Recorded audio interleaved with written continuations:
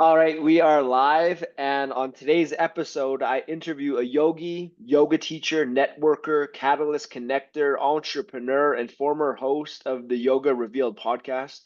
He's currently focused on helping others create their dream life through residual income, where he's helped 8,000 plus souls by teaching them how he's built a $5,000 a month credit card business. Welcome to the winner circle, Alec, Vishal, Rouben. Hey, thanks, man. Happy to be here, Derek. Many blessings, everybody. So much for us to chat about. Just to kind of give structure to this conversation, we're going to be exploring your hero's journey, and in the process, I help to really uplift, inspire, and empower everyone tuning in with your story. And as such, this first question is a real positive one. And that is, Alec, what do you love about your personal world right now? Not about the external world, but what do you love about your personal world? Hmm. Yeah, I'm just taking a deep breath into that question because there's so many facets that I could expand upon and extrapolate within. And I feel like what I love so much about my internal world right now is I'll paint it in this vision where there's a sense of worthiness that hasn't always been there that I love. And I say that internally because the first thing that really came to my mind was my relationship with my fiance. But in some way, that's external, right? And so when I think about that question, what I love so much, I paint this vision of a great hall and how at this hall there's this beautiful table, and I see all my friends and mentors and teachers, people that have been on the path, sitting at this table, and they all have these very unique chairs in that way of how they've carved their own chair. And I see that I have my own chair in front of me, but for some reason, for so long, I wasn't sitting at it until I gave myself the permission to realize that I'm worthy to pull up my own chair to this table, whatever this table is that we can hold. It's a table of work, table of leadership, table of whatever it is. And when I gave myself permission to sit in this personally chiseled chair and take up the mantle that I've always deserved, that is something that's been so profoundly different and new in my life internally that I recognize I have a deep love and deep gratitude for because it hasn't always been there in the past. Beautiful. What an interesting answer. It's actually the origin of the title of these conversations, Welcome to the Winner Circle. It originated at like this mastermind, a bunch of influencers at On It in Texas. And one of the speakers, we were all taking turns to speak, just said, like, put your glass on the table if you're willing to step up. And we have that choice always to step up and take our seat at the table and to get and embark upon our hero's journey. What has stopped you from taking that seat, from sitting in your chair, from surrendering into your worthiness? What has been the resistance and how did you overcome that? Mm. Yeah, it's a beautiful question. What has been the resistance of me not taking that seat in the past? I feel like, I mean, the answer is myself.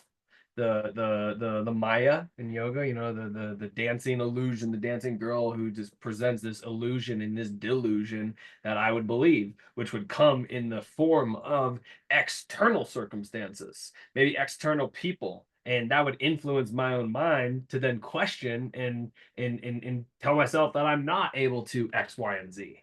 So the only way to answer that question is me, myself. Mhm. As Mhm. cliche as that is, but that's the truth to it.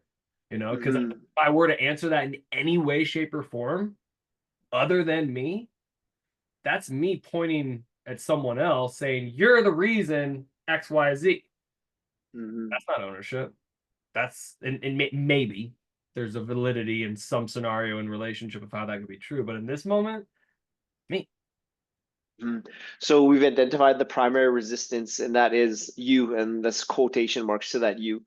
Um, how have you gotten out of your own way, and what are the ways, what are the tools you continue and ideologies and mindset you continuously implement in this infinite now to get out of your own way? Yeah, man. I mean, your network is your net worth. And I am surrounded by high level entrepreneurs, high level, high integrity, masculine men who walk in a beautiful way. And so to put this professional level of, like, I'm talking 7, 8, 9 figure income earning mentors in my life with the counsel of high level men, quality men in the world, that has been a huge tool for me to receive reflection, integrate into a new way, maybe have some refinement and apply action to get to the desired result. Make sense? Hmm. You are a very spiritual individual, and from what I've gathered in the spiritual communities with which I roam, there's often kind of an oil and water type relationship between someone that is spiritual and money. Um, almost sometimes they think that's like that's the bad thing, that's evil, that's like the corporations, corporatism, consumerism. How have you reconciled the two, living a spiritual life and also attending to your financial abundance? Yeah, man. That's we could spend a lot of time on that question, but look at it like this, man. I'm so blessed. I'm so fortunate to be raised in the way that I was, with my mother, who gave me the gift of travel and the gift of, at this point, an expensive palate. I love fine dining, Michelin star food, and I love traveling. And so that journey, when it was time for me to not be supported by my mom, which took way longer than it should have. Like, full transparency, I'm 33 years old as we were having this conversation. April 7th is my birthday. I'll be 34 in 2025. And I feel like, truly financially away from my mom at like 30, 29 almost, and I hold my own level of, there's an old story of shame around that. That's like, I'm a late bloomer. I should be embarrassed, but man, I've chosen a difficult path of entrepreneurship, and we'll get into that. And so I'm being intentional around how to answer this, because it's not just as clear as like, this is what I did. Because I know so many people who deal with the money wounds that society imposes upon them, that maybe has been passed down to them from somebody else, or even as something as simple as someone saying you're not worthy, or you won't be able to do that thing, which has been my fuel to go fucking do that thing. Okay. And so, like, for me, investing in myself first off, and not listening to others, always listening to my gut. I've probably dropped over, I've dropped over $80,000 into my studies of yoga, and on an entrepreneurship level, probably over 50 to 60 grand in different mentorship based experiences, some that had an ROI on it and some that didn't. I found that, like, being able to want something and believe that I could do it was the first step in transitioning through my own money wounds. That self development is so connected to a spiritual sense, because I see a vision of who I've been, who I am now, and who I see myself to be. And in order to get there, I have to be willing to self develop. And I also believe that, like, I don't make money. Like, people are like, I gotta make money. Kind of a wrong way to look at it. You're getting money. You're not literally creating money. Like, you have to get money. So how to open the frequency up to getting money. And that is a challenging conversation. I'm not a abundance coach. I'm not a abundance mindset guru. Like, that's not who I label myself to be. And I have my own money wounds still, you know? So one of the mantras that I've used, in Sanskrit, man means mind, tra means vehicle, TRA. It's a mind vehicle. It takes us where we want to go, a mind vehicle. And money makes me more of who I already am when we think about that. So, who are you? Who am I? And I am financially abundant beyond my wildest dreams, and I help other people become financially abundant beyond their wildest dreams. You know, I am worthy of money. I am financially abundant to be able to create and attract money in all different ways. Thank you, more please. Just things that I've said, that I've written. There's been days where I've had $100 in my bank account, for years. It's coming in, coming out. And due to this last year making quantum leaps, I've had the most money that I've ever had in my bank account. It's not $100,000, but you know, I'm not as ungrounded because I couldn't pay my bills or have the food that I wanted. And that only came from a level of self-development. Money, Hmm. spirituality, it's just energy. Money is energy, you know? Hmm. Hmm. So what were the shifts you made in this past year that has helped you make those quantum leaps? Yeah, man. Well, being an Aries can be stubborn. I will tend to make a decision and roll with it, especially if I'm like, I see it and it's so clear. Sometimes that can be, I'm a little naive. Like I can be a little trusting. And for 7 years, I was building a network marketing company business, and I did well. You know, I was producing between 3 and 6 grand a month. It was great until COVID came in and inflation was getting everything was getting more expensive. So that 3 grand really needed to turn into like 6 grand because everything doubled and everyone felt that stress. Everyone was like, oh shit, like I need another income stream, you know, and I was already doing an entrepreneur based income stream. I've never had a 9 to 5, never had a dollar to hour trade business or a job ever since I was 19. I remember working at GameStop and having to ask permission to go pee. And I was like, what? That's stupid. Anything that I can do. So that never is the case. I am committed to doing that. And August 1st, I dropped a lower 5 figure investment into generating residual income with credit card machines. Nice and boring, not spiritual business. And yeah, you'd think that this industry's saturated and there's a high level mentor, Paul Alex, John Sarabia, Get 'em Teckle. These are, you know, 8, 9 figure income entrepreneurs, income producing entrepreneurs. And they gave me a blueprint on how to eliminate credit card processing fees for small business owners. And I get to take home 1% of the monthly merchant volume. So when things were getting tough, I had to start doing Uber and Lyft. That was really hard for me, you know. And I kind of skipped through the yoga journey of that, but you know, most people who know me, they have been teaching yoga for 13, 14 years, taken over 10 yoga teacher trainings, master's degree in traditions of yoga and meditation, and was once upon a time teaching 40 classes, excuse me, 20 to 30 classes a week.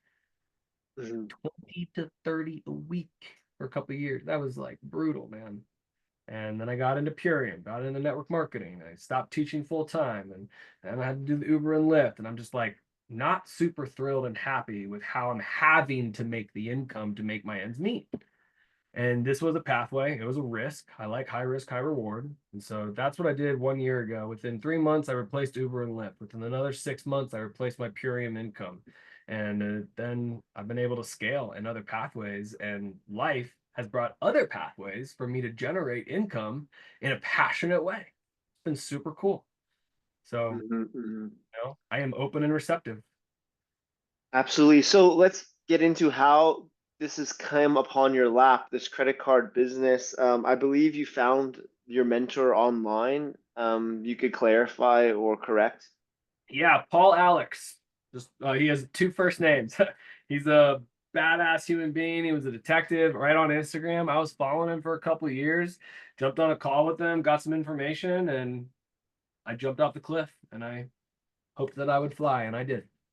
Can you kind of give the listener who's curious on this business just a short little overview on what this business is all about? And I know on your Instagram, if people are wanting to connect with you more, they could connect for I think like a 15 to 45-minute call just to learn more about this business model. But if you give a quick like an elevator pitch on what this is. Yeah, 100%. At the end of the day, there's money being left on the table, and big banks and corporations, they get to take all that money. 98% of Americans have a credit card and debit card. So, what if you could take a piece of the pie? What if you could learn how to create residual income, make money with your when you sleep, while keeping your 9 to 5, while doing whatever job or whatever you're doing for income, and adding an additional income stream that doesn't stop unless an EMF goes off on the planet and everything stops. Unless Mhm. will stop, which is not going to happen. So the name of the game is getting this turnkey blueprint from Merchant Automation and Paul Alex. We have a completely done for you or done with you credit card business from low five-figure investment up to high five-figure investment, just depending on how much support someone needs. And the aim of what we do is to go into small business owners, mom and pop shops, help them understand the value to eliminating their credit card processing fees by passing those fees off to the customers. Look, I'm not a financial person whatsoever. Like numbers confuse the hell out of me. And if I can do this, anyone can do this. Hmm. Just the barrier to entry is an investment, and that was the biggest piece. Sure, sure. Like, is the barrier, like, is another barrier to entry financial though? Like, do you have to purchase like these modules and then sell them to businesses through your kind of approaching and doing some cold call visits or calls, then making these contact with clients? But I believe like you, from my understanding, is you invest in them, you buy these devices and then you go sell them into businesses. A great question. I actually don't purchase terminals until I'm ready to sign up a business owner. I only Okay. have because I've done consulting for them and I like to hold it in front of people. And this is only a $150 terminal, super cheap. So I don't care for it just sitting on my desk. Yeah. So no, I don't just like have a garage full of terminals that I dropped money on. I only purchase terminals for a business owner when they're ready to purchase with me. Sign up. Beautiful. So it's a very low barrier to entry then. Super low barrier or your barrier to entry. Yeah, yeah. Minus the five-figure investment. Yeah. Amazing. Well, I'm definitely curious to learn more about this from you off air, and anyone else curious, they could connect with you on Alec Love Life Yoga on Instagram, and then they could set up a meeting with you to learn about this more. Yeah, we're more. Um, and speaking of technology, so this is how you connected with your mentor. Um, Technology is a beautiful opportunity, but it is also a big threat um, on what it does, how social media can really positively influence us and inspire us, but it could also pull us down. How have you, and also just with podcasts too, you're a podcaster, you had a very successful podcast. I've been in networks and amongst people that they're just always craving more, listening to this podcast, listening to this, just craving, collecting all this information rather than applying it. So we could get caught in a knowledge trap, we could get caught in a technological trap. How have you navigated this new world of technology, AI, and utilize it for your benefit? Yeah, that's a great question, man. I mean, first I'll say like I'm not perfect.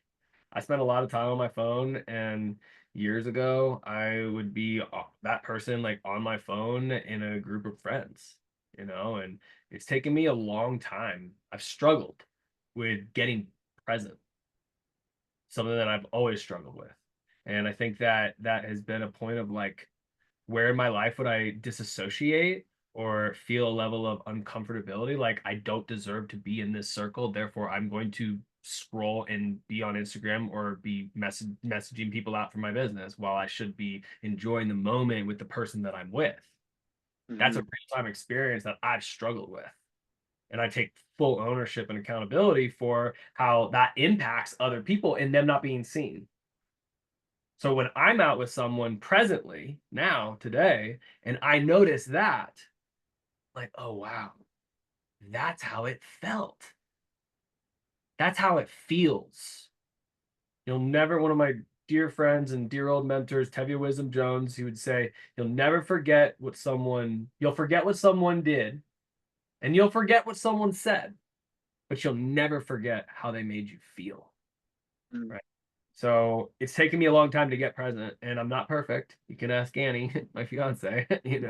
She gets to remind me like when to get present. But one thing that I actively practice is when I'm out at dinner or out at lunch, I put my I sit you're at dinner or you're eating with a yogi when they take their shoes off and they sit in simhasana or vajrasana while you're sitting at a table and their legs are crossed. You're like, what's going on there? And I put my phone in my shoe. Mm, Away. It's not in my pocket, and I try to put it on do not disturb. I don't succeed 100% of the time, but I do my best. So that's one way that I've tried to become more present and use technology to my advantage and to not let it take advantage of me. mhm, Been able mhm, to build a business where I can do anything from anywhere on the planet as long as I have Wi-Fi. mhm, I have mhm, multiple mhm, different alleyways on how to create income as long as I have a cellular connection. I think mhm, just personally, like today, you only have one income stream. You are one income stream away from zero. mhm, mhm, And as we've seen, people are replaceable in 9 to 5 corporate jobs. mhm. Sorry, fact. So, I think that using technology, everyone has this at their fingertips. Like, if you're not making money online, why? Mhm, mhm. No judgment, but why? And why? Not but, like, just genuinely, because everyone and anyone can do it. Yes. So let's talk about some of these other income streams that you have. So you have your credit card business. You teach yoga privately, one-on-one, rather than group classes. I like that's kind of your focus, one-on-one, and I prefer that as well. What are some other income streams that Yeah. you've brought So into your portfolio? yeah, I'll go just in the order of when I started them. So in 2017, I started a network marketing company, built that for 7 years, shared over with 7,000 people with the organic superfood product called Purium. Still to this day, despite me not putting in ounce into that business, I make income. Every Friday I get paid, and on the 15th of every month, I get a paycheck from Purium. So it's residual income. That's the name of the game. That's been my primary stream of income for 7 years until this credit card business came into my life, and I wanted this to replace that. So I made that happen. So that's two. Three, I've got yoga. I'm going to London next weekend to teach a yoga workshop. And then when I come back to Colorado in November, I've got an advanced yoga teacher training with 11 people signed up, and that's a couple grand right there. So teaching yoga. And then over the last several weeks, I became a consultant with merchant automation, my credit card business. And I've paused that for the moment, but within the clientele in the merchant automation program, they jump on a call with me and I certify them. I help them understand industry knowledge, objection handling, how to feel more confident out in the field. And per person that I certify, I get paid. So that's just a one-off. That's not residual income, but that is time for my money, but it's worth it because it's good pay. And I also love connecting with people and helping other people succeed. And then another one through the last several weeks, became a consultant within Sacred Sons, my men's work organization. And I'm helping them bring more men into our ceremonies, into our companies, and they're giving me commission on that. And I see a vision of what can unfold with that in the future, but I'm gonna keep that to myself and keep that within my brotherhood just for the confidentiality of what that can and will hopefully blessedly expand it to. And then I have a rental property here in Boulder, Colorado that is also financially supportive and has been for the last many years. So it's been a beautiful journey of creating multiple streams of income and not have to rely on one, and that also comes with its own stress. So Mhm, mhm, mhm. Well, thankfully, you've developed many tools to deal with your stress and to be present. Um, let's examine those. I believe the first was yoga, which you started when you're 19. So let's kind of rewind a bit and get into that. And what have been the key takeaways you've learned from your yoga journey that continue to help you thrive in the present today? mm, wow, yeah, key takeaways of how yoga has influenced me to thrive today. Hmm. I think it's important for me to feel what I feel. Yoga's taught me that it's okay to feel whatever it is, the spectrum, you know, anger, joy, frustration, bliss, happiness. I think that is something that yoga has been paramount for me. Just today, one of my friends was like, "You're my emotional rock." Like, I feel like I can be so vulnerable with you, and I'm not really vulnerable with anyone else in my life, and it's just because you always are honest with me. And so, and she told me, she's like, "I'm never wearing masks when you're around." This is my dog groomer, like my dog groomer told me that. She's amazing. So I think that's one of the biggest takeaways is that I'm allowed to feel what I feel in my businesses, in my entrepreneurship, in my yoga practice, in my relationships, you know? And then the ego mind comes in. It's like, okay, now I need to try not to identify this as good or bad. That's a deeper conversation. And that's a practice, which I'm not perfect at. That would be one major thing. And then I would say also health. It's cliche, but it's real. Health is wealth. My health is one of the most important things in my life. Yeah, like I said, have the blessing to work with a lot of high level income earning entrepreneurs. And I see where their health is maybe not prioritized as much, you know? Mm-hmm. And the quality of the food that I eat is directly reflected to the quality of food that, excuse me, the quality of food that I eat is directly reflected to the quality of life that I lead. They're the same thing. So you eat a McDonald's, you're eating red dye number 40 and BHT. If you don't know what that is, Google it. Get educated, because that might be a version as to why life might, I'm projecting now onto somebody. You might have anxiety. You might be crippled with depression. You might feel less loving tendencies because of the foods that you eat. Yoga has taught me that. Saucha, cleanliness, you know, and also like cleanliness of my car, which is dirty right now. So like there's some things in my mind that aren't cleaned. I can have leaky energy too. So yeah, that's how I would answer that. Thank you for that. There's a few things I want to talk about from there. One is about health as wealth, one is about ego, but I think the one that's most interesting to me to speak of right now is the transcendence of dualities. Yoga Sutra 2.48 talks about how our asana practice can help us transcend dualities, good, bad, rich, poor, hot, cold. What have you learned about applying that to our existence in this dimension of reality we occupy? Yeah, I honestly, vulnerably will say like I have moments where I fail at that. I fail forward at that. I have moments where I'm highly opinionated. I am judgmental. And then there's other moments where I'm incredibly empathetic and wildly compassionate, and my lover is out rather than my warrior that wants to defend whatever it is that I'm being hard-headed about. So I feel like it's a case by case basis for me in regards of this non-duality expression, and seeking to see something just as it is and to feel something just as it is without having to create a story around it.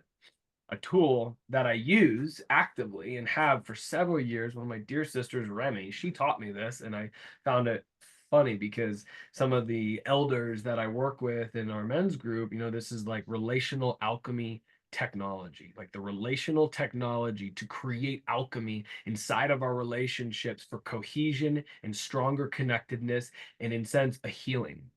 And that tool looks something like the story that I tell myself is, or the story that I tell myself is Derek loves the color red.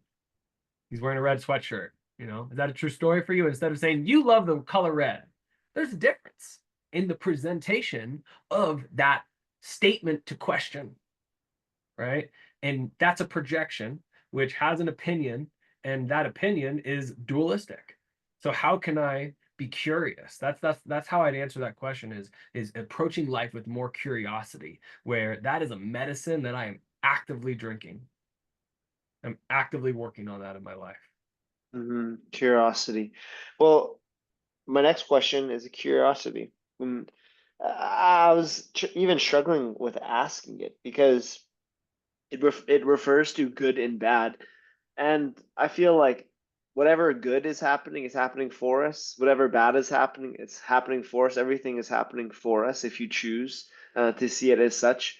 Um, so my question is, just through your, what is it now, third, like 15 years immersed in the yoga world, um, what is going right in the yoga world from your perspective, and what is going wrong? Where is their area of opportunity? Yeah, I think what's going right is that more people are practicing. I think that more people have been exposed to practice. Like how many people practice yoga in 2024? Let's just ask Chat GBT, which is another good technological advantage that if you're not using, what are you doing? Chat GBT writes all my emails. It's great. And right now, there's approximately 300 million people that practice yoga worldwide. So more people are practicing yoga. That's awesome. That's what's going right.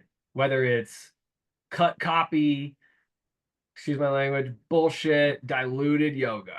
If people Uh-huh. are moving and breathing in unison together, Uh-huh. that's the good juice right there. That is so beautiful to me.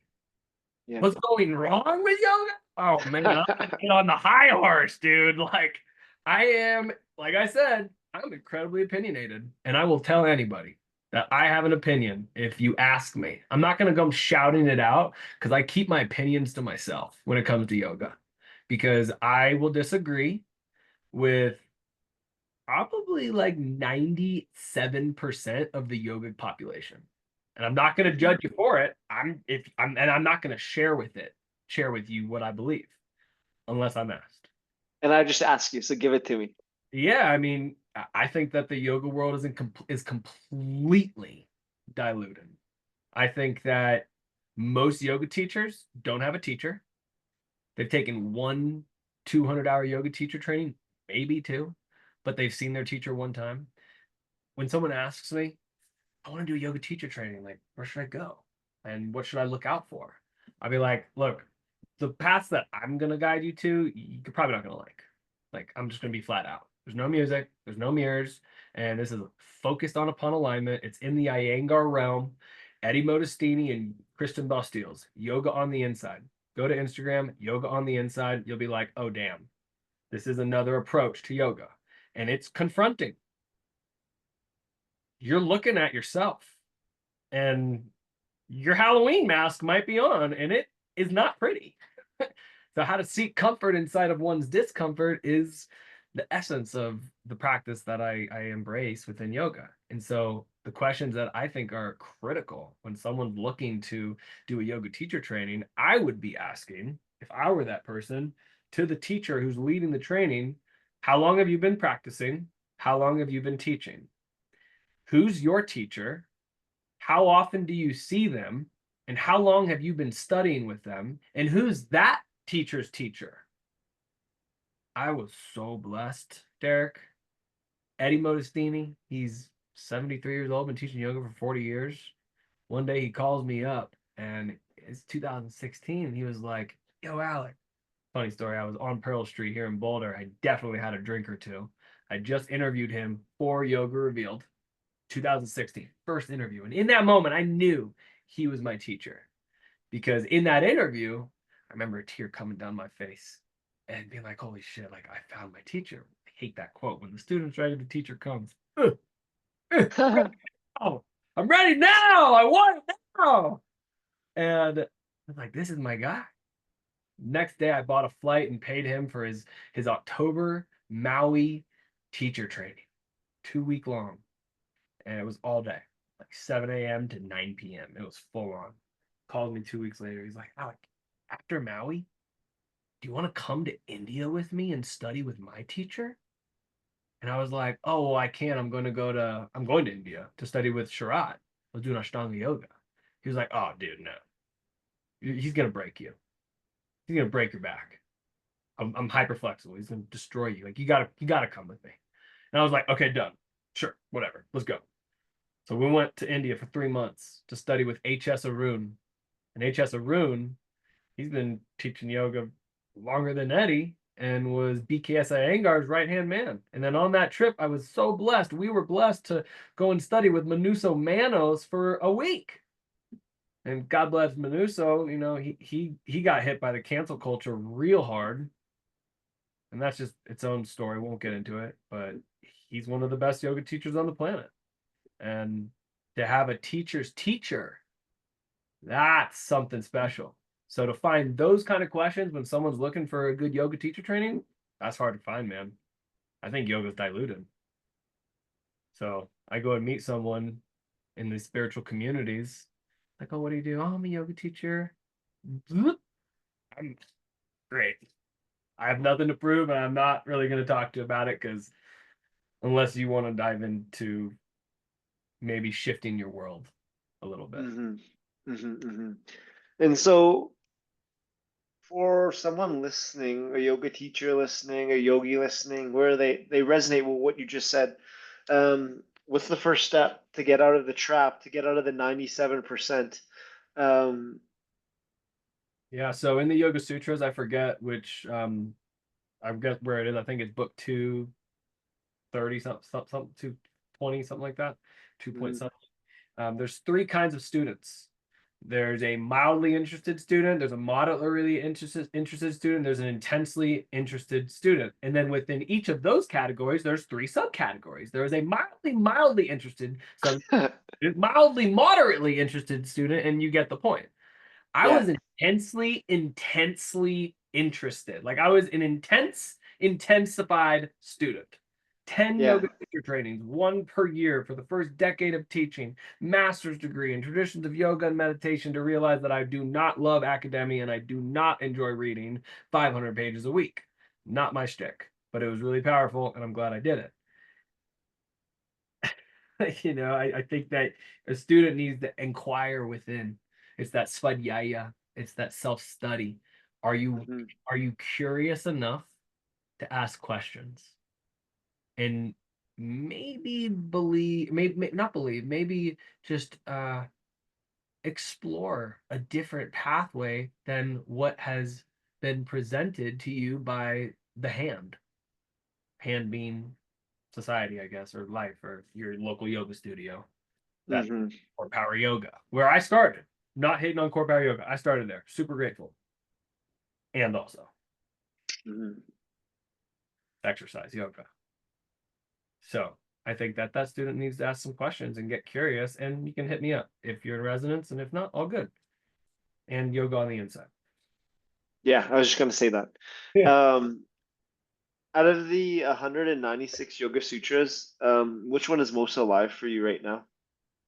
That's a deep question. Um, you know, when I was in India, I memorized the first 30 and chanting them, and I didn't even know what they all meant. But just getting the frequency, you know, what we like to say within the Sanskrit world, just by chanting the frequency of the translation of the words, they imbue with it. And my practice has been so different. I mean, I used to be on my mat at 4 a.m. every day, 6 days a week for like 4.5, 5 years straight. It's where I learned discipline.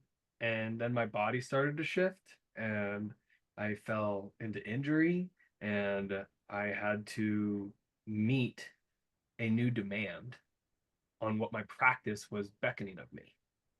And so, honestly, as God, I hate being cliche sometimes, but like it just is what resonates to answer the question. The very first one, because now I feel like I'm beginning again.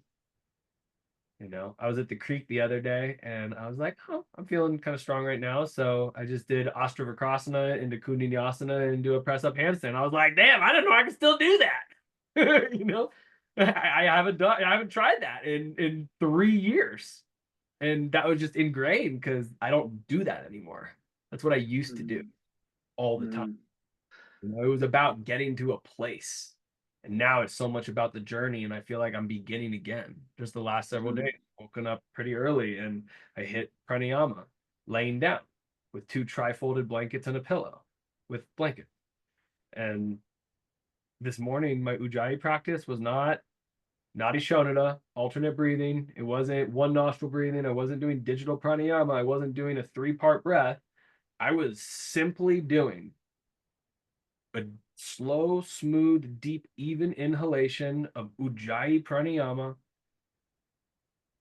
I held it at the top for a moment of a pinnacle, and then I had a slow, smooth, deep, even exhalation. And then I let the breath go and I had my recovery breath. And I did that 3, 4 times. And that was my pranayama practice. That is the most simple it gets. It gets.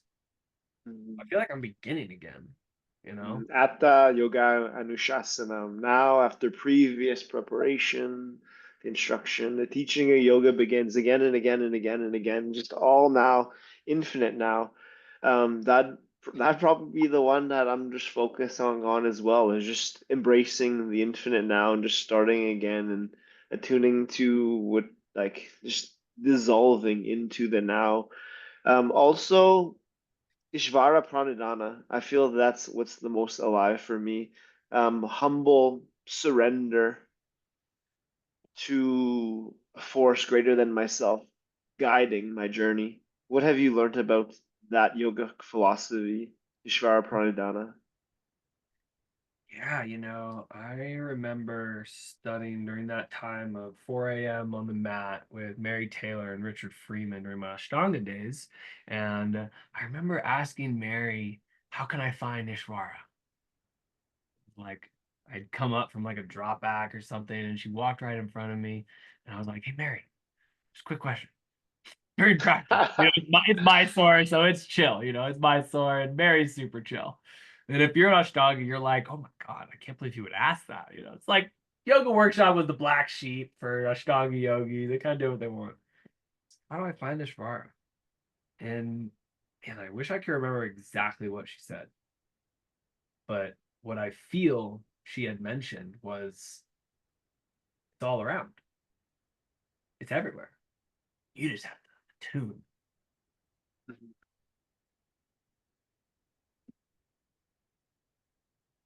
Attunement.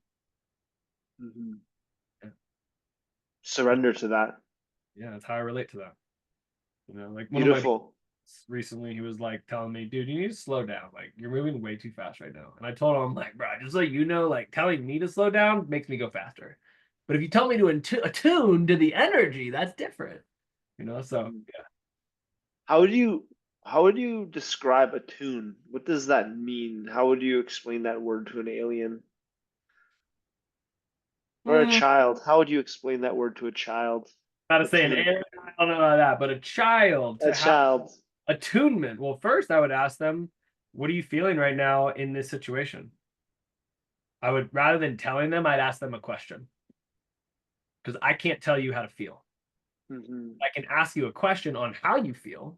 And if you let me know right now that you're feeling peaceful, you're feeling relaxed because we're outside sitting in a meadow, I could be like, cool, that checks out. But then let's just say for an instance, I ask you that same question and you're like, man, I'm livid right now. I'm feeling anxious on what I have to do tomorrow. And then maybe we walk through an exercise of getting present right now. And that getting present to the space and frequency that we're existing in right now, the location inside of a meadow surrounded by trees out in nature. What's the alignment of that? What's the attunement of that? It's nature. It's peaceful. There's quiet. There's sounds of wind and trees and leaves rustling on the ground. Can we meet that? I'm trying to use different words other than energy, frequency, and attunement because those are like charged stigmatic words. So it's like, how can I connect to my surroundings in a way that feels appropriate, similar, and just is? That makes Beyond sense? words. Yeah, Yeah. it's beyond words. It can't be described with words. Like you could try, but it's a feeling, it's a knowing, it's a truth. Hmm. We've all tapped into before, and we can all tap into now when at our choosing once we get learn that capacity, which yoga has helped you and helped me do. Um, Meditation as well. What does your meditation practice look like these days? Yeah, man, that is one thing. So like here's the thing, man. I don't do full yoga asana every single day. I just don't do that these days. I've been more focused in the gym and putting muscle on and strengthening my lower back, which has been a huge pain point for me. However, I sit every day, meditate at minimum once a day, 20 to 30 minutes, first thing in the morning, like literally first thing in the morning, whether it's in my bed or down on my altar.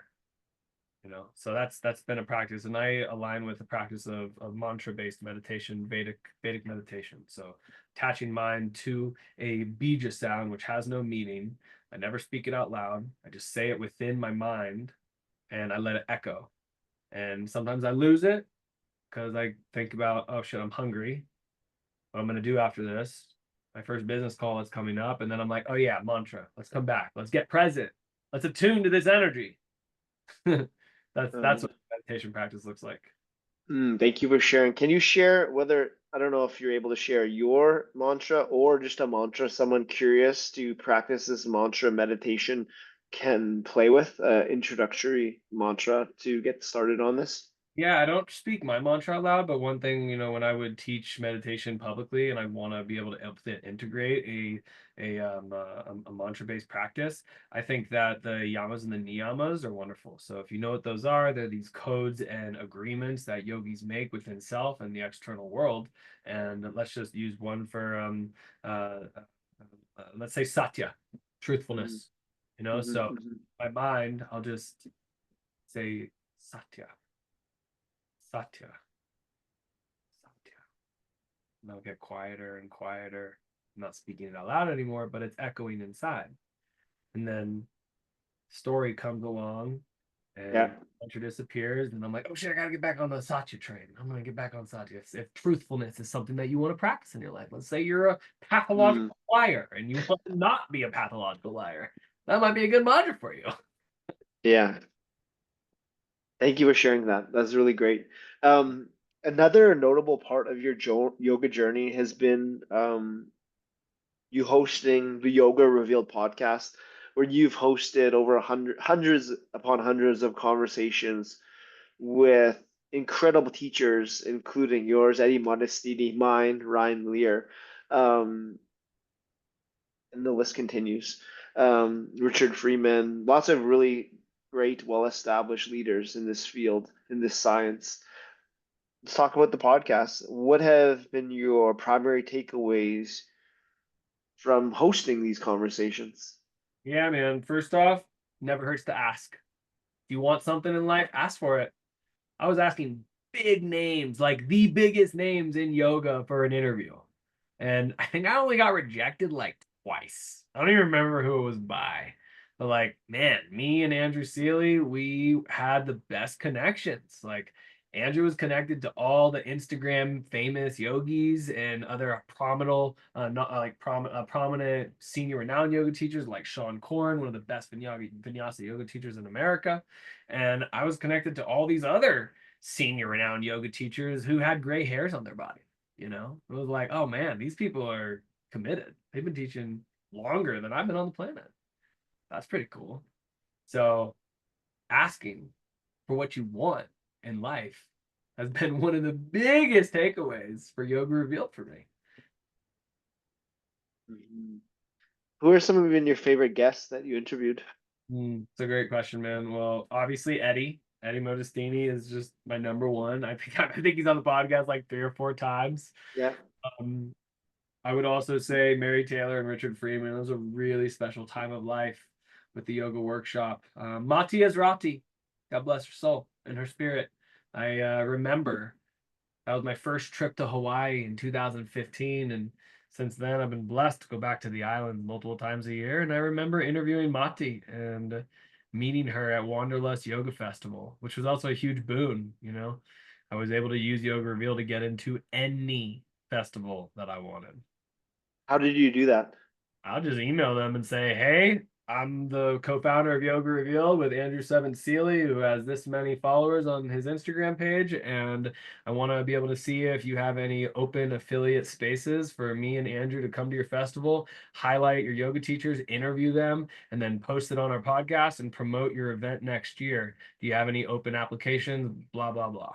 And they would Amazing. always say yes. Yeah, that's incredible. So I think this is a great time to acknowledge some of your mentors and helpers that have helped you on your path. You've mentioned Eddie many times, so let's start with him. And before we even get into Eddie, what do you think it was that drew Eddie to you, that he called you that one day when you were on whatever street you were drinking that beer? Like, why, what do you think resonated with him? Like, Yeah. I'm sure you guys talked about this. Yeah. But yeah, like, what was it that aligned you to? Well, first off, one thing, not a beer drinker, more of a whiskey guy. Grew up in Kentucky, so I enjoy the traditional whiskey. But yeah, man, I think Eddie, I say this in my own humbleness. Eddie saw something in me that he recognized in himself. He saw a hunger that was deeply interested to know thyself and to serve yoga. And he wanted to nurture that. I think he saw a student, and that student became my best friend. Like, dude, when I get married, Ed is going to be one of my groomsmen, you know? Incredible. Okay, so let's get into like your mentors and helpers. We'll start with Eddie. What has been the biggest takeaway that you've taken from Eddie? And we could select a few other mentors, key mentors in your life. What has been the biggest takeaway that you've learned from him that you embody in the man you are today? Yeah, right now, God bless Eddie and his partner, Kristen Bostiels, who's also one of my teachers. She's been dealing with stage 4 cancer for years, 5 years. Hmm. Been crazy. She's definitely defied the doctors through her practice of yoga, meditation, and nutrition and giving a fuck. She's a fighter. And to me, how Eddie has, taken care of her, when we flip those words, being a caretaker, he's been in surrender to life. He's been in surrender to what life is asking of him, demanding of him, and inviting of him without having to control the steering wheel on the ship that he might think the mantle is grounded into the rudder, but spirit is controlling the ship and he's just holding on to the steering wheel, trying not to let go, but he ain't driving the ship. He's taught me more and more that like life is going to change no matter what. And I'm right now really grateful because I'm in a good path right now. I've had deep pain in my life. Best friend died on April 10th, 2017, and that was deep pain for 3 years. Never forget it. And there will be pain like that again one year. So that trust and surrender in the great mystery for sure, man. Eddie, who else? Who else have been some mentors and helpers for you on your path? Who were they, and what about their lessons, their light that they've taught you that you embody in your example? Yeah, absolutely, man. Well, second comes up to me is my brother Tevia Wisdom Jones, who was one of my mentors in my network marketing business when I was building that for 7 years. We're still connected, dear brothers. And I said it on this podcast, but that is one of the biggest things he's taught me is that people will forget what you said, they'll forget what you did, but they will not forget how you felt, how you made them feel. And I just think that that's important because I'm going to forget what I did. I'm going to forget what I said, and I'm definitely going to forget how I made you feel. So I better have said and done something really good. So that yeah, I have gratitude for Tabby for teaching me that, and he's taught me so much. But I'll pause that with that one lesson for him. Um, Hmm. and then I feel that a lot of the other mentors right now in my life are coming in through the reflection of sacred sons. Hmm. Men, Hmm.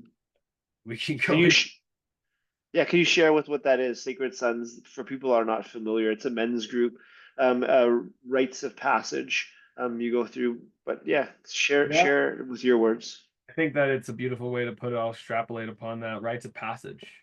It is something that's been long lost in our society. The initiation of boy to man. I sure as hell wasn't initiated from boy to man, and having a bar mitzvah was not an initiation. Okay. To be able to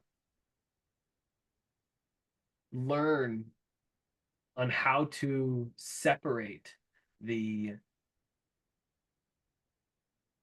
ways of being in patterns that have been passed down from my mother and my father to me, and understand that they did the best that they could with the tools that they had, be it that those tools were maybe not as evolved as the tools that I have currently.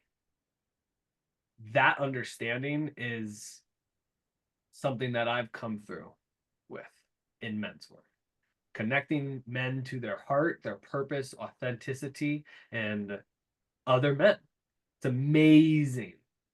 Some men do not feel safe in a group with other men.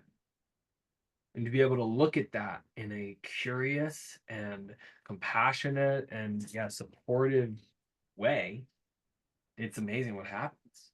I mean, there's a lot of things that happen at an EMX, embodied masculine experience, that I don't have time. We don't have time to go into. But if you go to sacredsons.com and you check it out, you'll immediately be like, "Oh wow, I totally want to go there and be involved in that." Or you might be like, "Oh, absolutely, hell no," and it might mean you need it, or it might be calling to you in some way, shape, or form.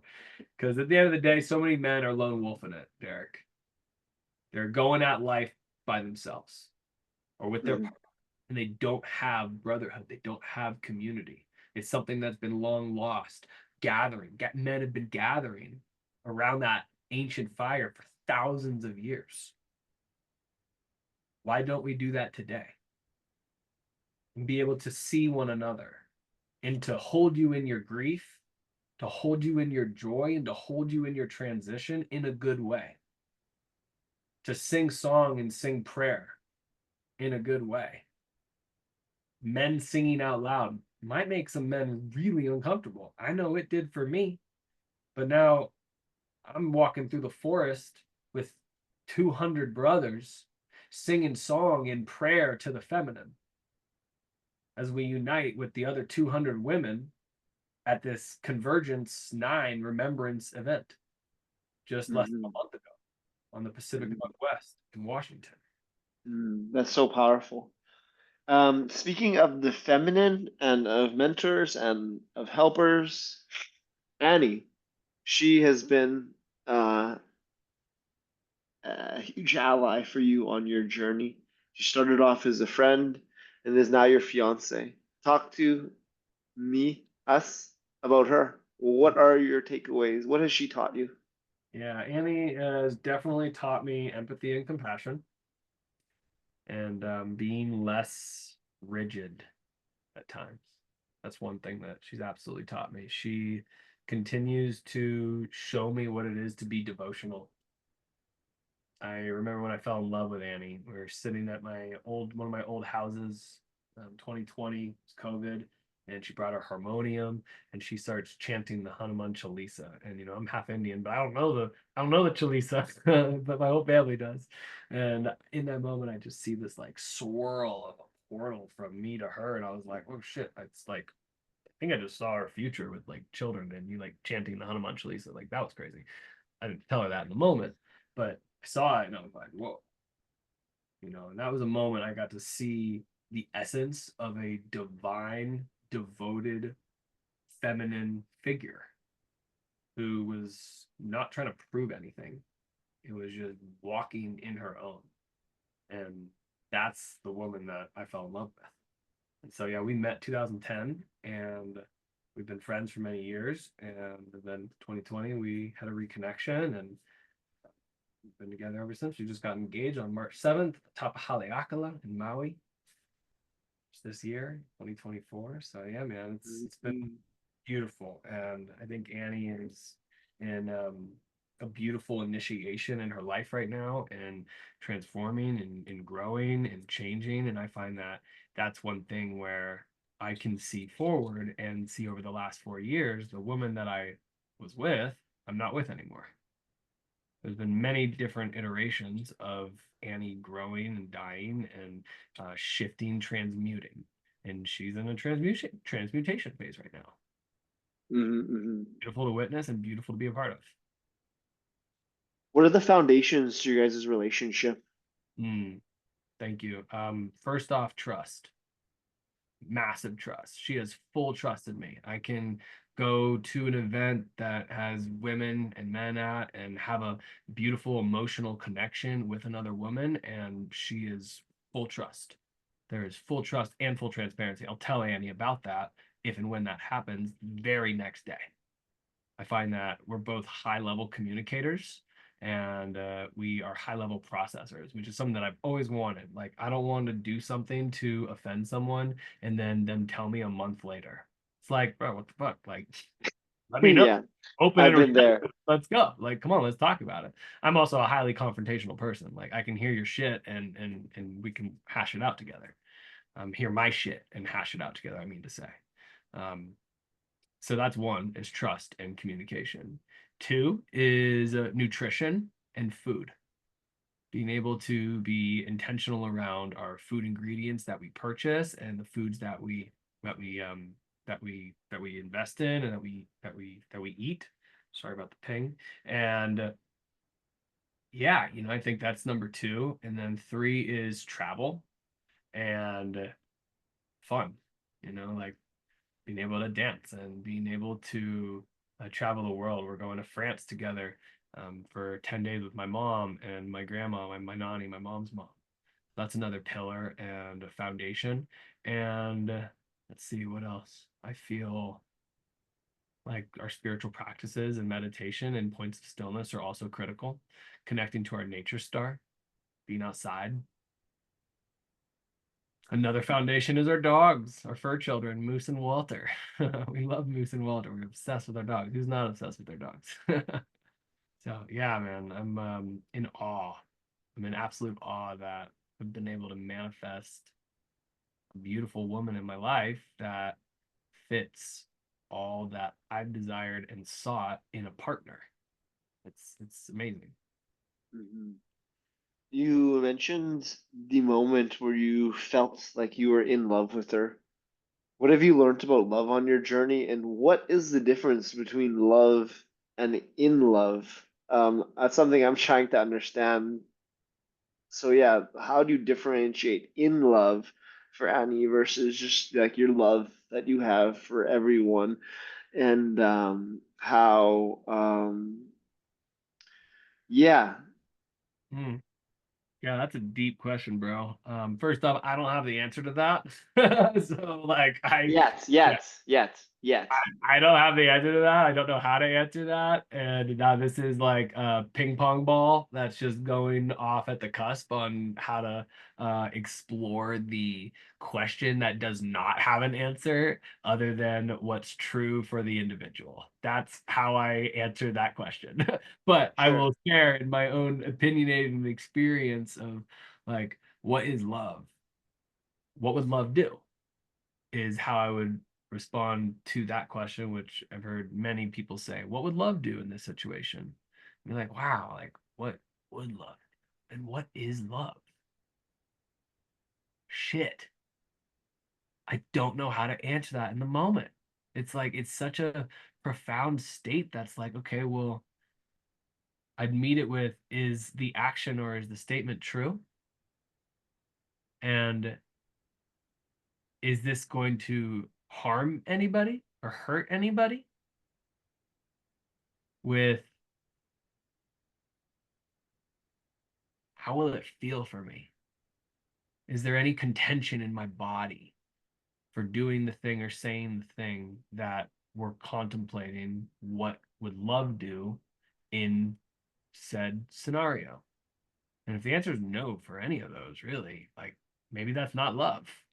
If it's not true, if it would hurt somebody and if it doesn't feel good, maybe that's not love. you know, and to be in love, you know, I think being in love, I have had as an experience of just grounded elation that is interconnected with a person or experience. Like I can be in love with my life. I'm in love with Hawaii. I'm in love with Maui. I'm in love with snowboarding and catching that powder drift. I'm in love with Annie. I'm in love with my dogs. It's that release of serotonin for a moment in time where bliss is ever present and I'm infinite, you know? And it's like that. It's that remembrance for me again of, oh yeah, I am infinite. It's that remembering and forgetting. It's like being in love is this glimpse of temporary enlightenment almost. And I consider Mm-hmm. the definition of enlightenment, which is so stigmatized as well, as absorption. I'm fully absorbed in that experience. And that's how I put a bow on that. Mm-hmm. Thank you. Um, Another area of curiosity for me is to examine what you've learned about death. Your best friend died a few years ago. You used to talk to him every day. What have you learned about death in that process? Yeah, man. Well, first off, America, I won't say Americans, but America hides death. They don't want to talk about it. They don't want to acknowledge it. They don't want to touch it. They don't want to feel the grief and the pain that is losing one of your beloveds in your life. Far too many people are not willing to go there for generations. It's one thing that I've learned. And life fucking sucks with that. No wonder there's a whole generation of people who are in ill disease and diseased minds and bodies for various reasons. And that, for sure, in my projection, is a variable in the facet of that diamond. Okay. And for me, when I look at death and I look at grief, grief is a wellspring of love once we've moved through the portal of and stages of grief. There's a wellspring of infinite love to be able to pull on. You know, it's an honor of what was shared. Grief. Yeah, I've had some pretty wild experiences within psychedelics and places on the planet that are highly charged and spiritual. Like, I mean, literally, like within cultures and religions. And the most spiritual thing in my life to date is Matthew Wayne Lackey's death and the unexplainable experiences that I've had that prove to me, I don't care about proving it to anyone else, but it proved to me that his spirit exists and existed in his physical form death of the body that I could connect to still. Mm-hmm. And Mm-hmm. that and my truth. Mm-hmm. So, will the grief over Matthew's death, did it end or will it ever end, or is something that you carry with you Definitely always? it's gotten easier and it's not as painful. I have his photo in my room, you know, and I keep his photo in my car in the dash thing, in the Mm-hmm. rear view mirror thing. Um, it's gotten easier for sure. You know, it was 2017, it was a long time ago, but for 3 years I thought I was never gonna get over it. It Mm-hmm. was really heavy and it was really painful, and I was not a fun person to be around. Uh-huh. People would ask me, "How are you doing?" And I'd be like, "I suck. I am so sad right now." And I was a pity party to be around. Fully. Uh-huh. There were good days, but like, you know, I was depressed. Mm-hmm. I was having a hard time forgiving myself. Mm-hmm. It wasn't my fault for not being there. I was halfway around the world when he died. So, you know, yeah, I carry it with me, but it's gotten easier, you know, like literally this is a clipping from Matt's plant. and that's Matthew. WWLD. What would Wayne? What would Lackey do? Because he was a crazy fuck. Yeah. So Thank you for sharing that. yeah, man. Like, Um, so many beautiful things shared. I have a final few questions that I'd like to ask, but there's just a little dangling thread that I'm just curious about. You mentioned a few times, and it's just nutrition. What do you recommend for nutrition? God, I'm not a nutritionist. Disclaimer. Um, what I recommend is that people eat what they eat if they feel good from eating it. But then I also do recommend self-educating yourself on seed oils and um, foods that you literally cannot pronounce. Ingredients, I mean, like Uh, if you can't pronounce that on your chocolate bar, why are you eating it or why are you drinking it? Like, what?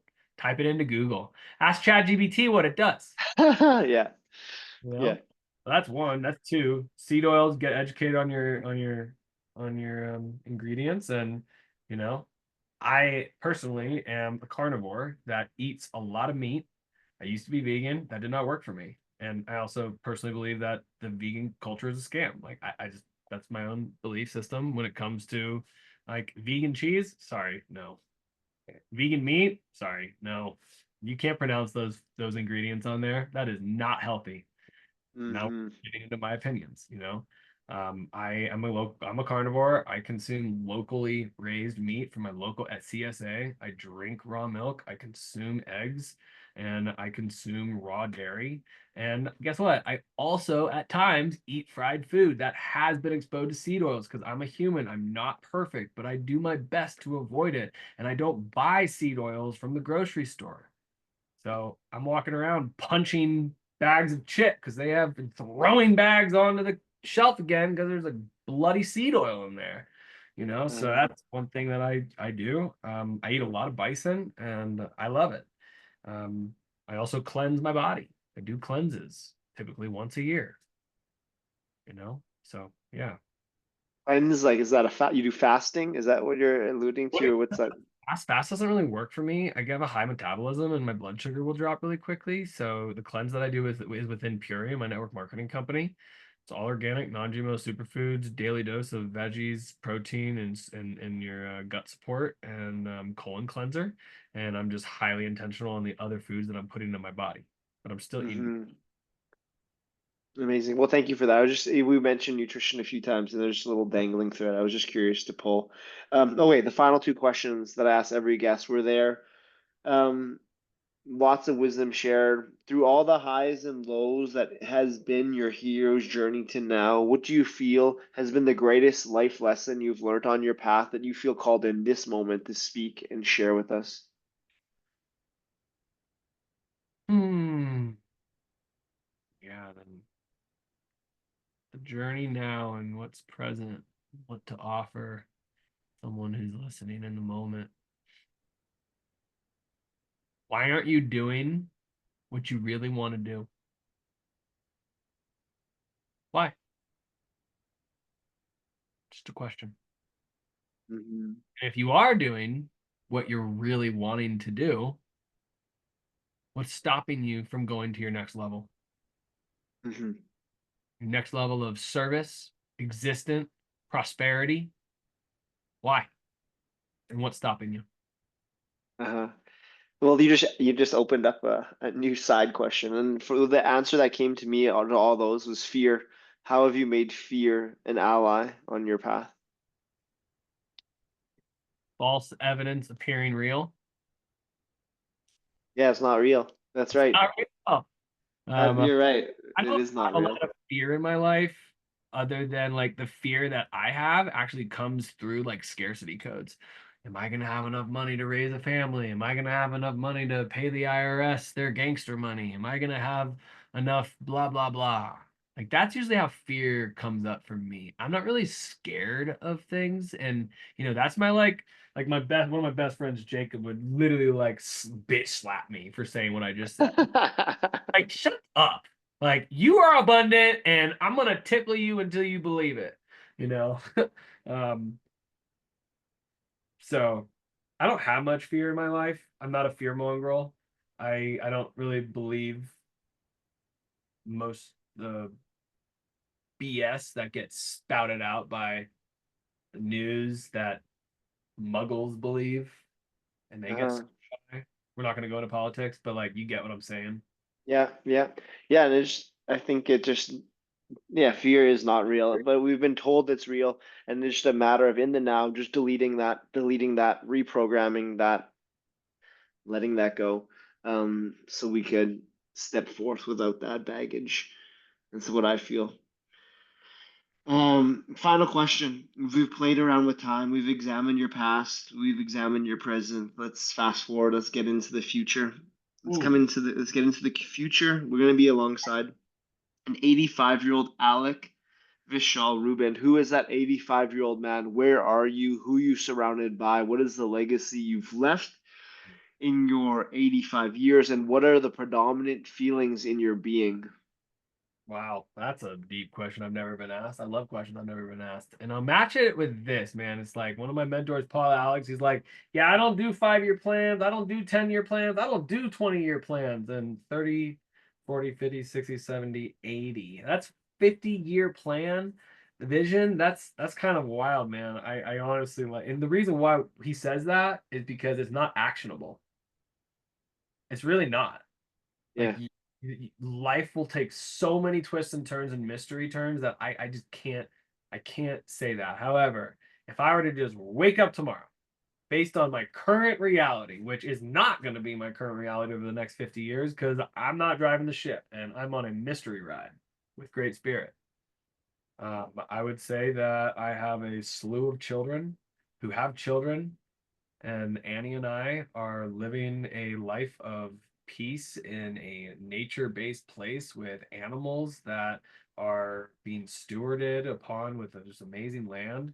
And I'm financially completely set and free to be able to support my children in a way that helps them create their own entrepreneurship and their own ways to create their own streams of income so they don't have to be reliant on someone else's desire to build their paycheck. You know? I love that answer. Yeah, so that's how I'd put it there. I just think that's like a really broad.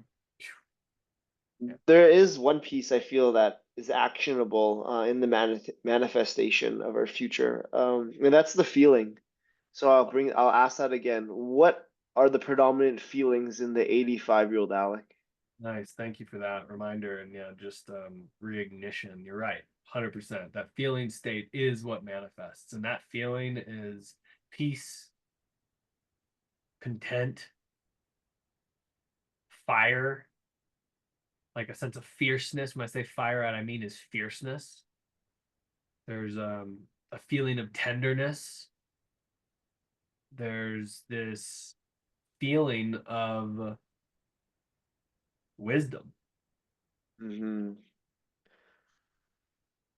So I invite you just to keep your eyes closed and just stay in those feelings, those deep feelings of peace, contentment, fierceness, tenderness, and wisdom. Really soak in those feelings.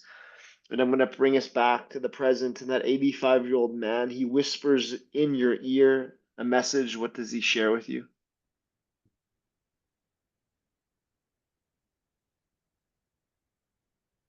Keep doing what you're doing, baby. Haha, you're doing it. Mhm. Well, thank you, Alex. It's been a real joy and pleasure chatting with you, sitting around the table in our chairs, pulling up our chairs to the table, and surrendering in that bliss. For those wanting to connect with you further, they can connect with you on your website, Alec, LEC, lovelifeyoga.com, and you're on Instagram at Alec Love Life Yoga. Any last closing words?